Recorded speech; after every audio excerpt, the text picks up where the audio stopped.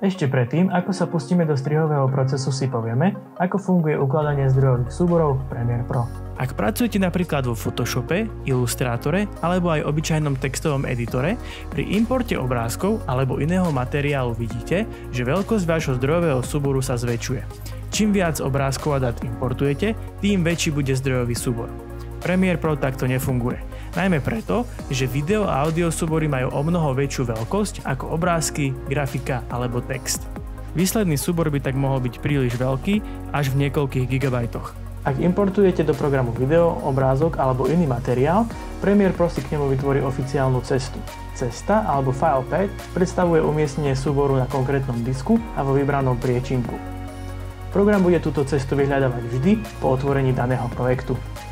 Ak ste si stiahli všetky zdrojové súbory z Google Drive, vytvorte si vlastný priečinok a prekopírujte všetky súbory na jedno miesto.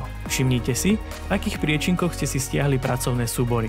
Jednotlivé súbory sú rozstredené do kategórií na video, SFX, čiže zvukové efekty, grafiku a hudbu.